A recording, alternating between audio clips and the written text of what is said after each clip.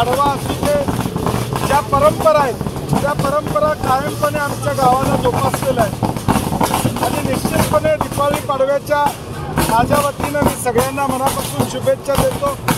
उत्साहाचं आणि आनंदाचं वातावरण आज सगळीकडेच आहे। त्या उत्साहामध्ये आपण पुढे जाऊया एवढीच भूमिका मी घेतो। तुम्ही सुद्धा फेरफटका मारलेला आहे, तुम्हाला सुद्धा म्हैस पळवण्याचा नाद असं म्हणायचं का? नाही, नक्कीच पूर्वी बैलगाडीच्या शर्तीत मी भाग घ्यायचो, परंतु कॉलेजच्या जीवनामध्ये त्या सगळ्या गोष्टी होत्या आणि पुन्हा एकदा असं करायला मिळतं याचा आनंद निश्चितपणे आहे।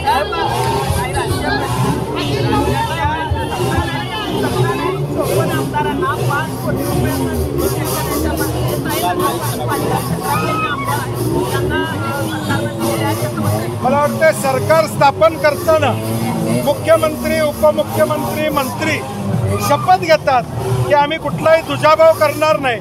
त्या शपथेला अडथळा बसण्याचं काम आता केलेलं आहे की ज्या विधानसभा मतदारसंघात आमचा आमदार नाही तिथं निधी द्यायचा नाही, हे मला वाटतं महाराष्ट्रामध्ये एक दुर्दैव म्हणावं लागेल।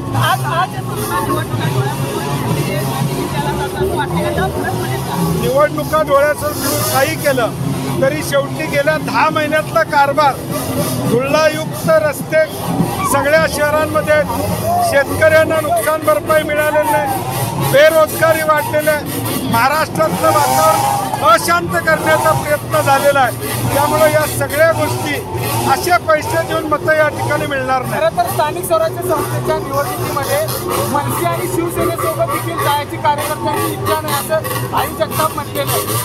हे मला वाटतं प्रत्येक ठिकाणचे विषय वेगवेगळे आहेत आणि म्हणून महाविकास आघाडी म्हणून आम्ही म्हणतो की स्थानिक पातळीवर हे निर्णय व्हावेत अशी आमची अपेक्षा आहे आणि म्हणून अजून निवडणुका लागायच्या आहेत, अनेक गोष्टी घडतील, काही ठिकाणी युती होईल, काही ठिकाणी होणार नाही, परंतु शेवटी भाजपसारख्या महाराष्ट्राचा द्वेष करणारं सरकार जे आहे ते घालवणं कुठल्याही परिस्थितीत या महानगरपालिकांमध्ये त्यांची सत्ता न येऊ देणं ही आमची भूमिका आहे। पण हे एकजूट न राहिलं तर तुमचं जे लक्ष आहे त्याच्यामध्ये सफल होऊ शकता का?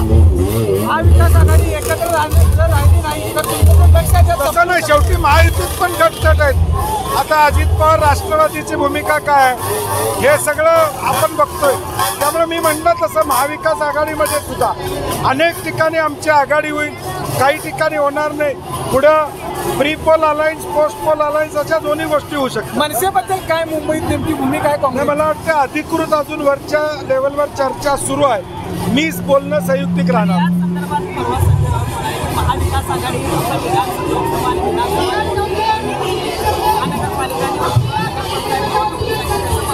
हे तुम्ही गेले 99 सालापासून बघितलं, आम्ही आणि काँग्रेस राष्ट्रवादी विधानसभा एकत्र लढत होतो, महापालिका जिल्हा परिषदमध्ये वेगळं लढत होतो। त्यामुळं स्थानिक स्वराज्य संस्थेची समीकरणं वेगळी असतात। त्यामुळं मी म्हटलं तसं काही ठिकाणी आघाडी होईल, काही ठिकाणी होणार नाही।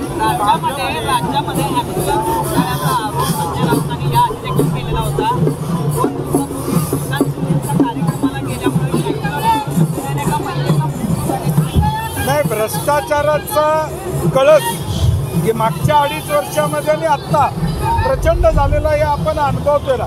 म्हणजे प्रत्येक गोष्टीत शक्तीपीठचा रस्ता असू दे किंवा ॲम्ब्युलन्स खरेदी असू दे, औषध खरेदी असू दे, सगळीकडे भ्रष्टाचार चालू आहे। मुंबईमध्ये SRAचे प्रोजेक्ट एकाच माणसाला देण्याचा उद्योग असू दे, एकूणच महाराष्ट्र विकायचं काम हे सरकार करतं। भाजपने राष्ट्रवादी अजित पवारवर सर्जिकल स्ट्राईक केला। सोलापुरातले 5 माजी आमदार हे भाजपमध्ये प्रवेश करतात। नाही, हे आता त्यांचा अनुभव त्यांना येतोयच आता, कारण की आता अनेक निवडणुका होत आहेत, तिथं समोरासमोर त्या ठिकाणी येत आहेत। आज दोन्ही पक्षाचं खच्चीकरण करायचं काम त्या ठिकाणी सुरूच आहे।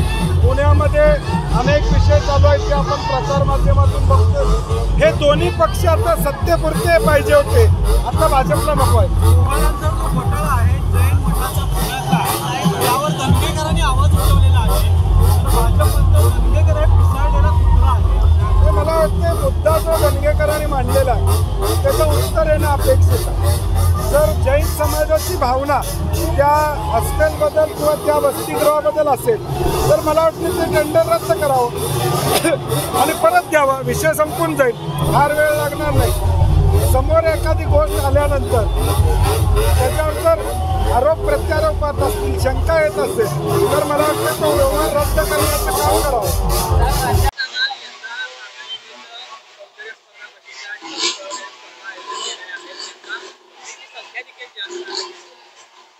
दरवर्षीप्रमाणे भारतीय मित्र मंडळाच्या वतीनं यावर्षी दिवाळी पाडव्याचं 15 वर्ष आहे.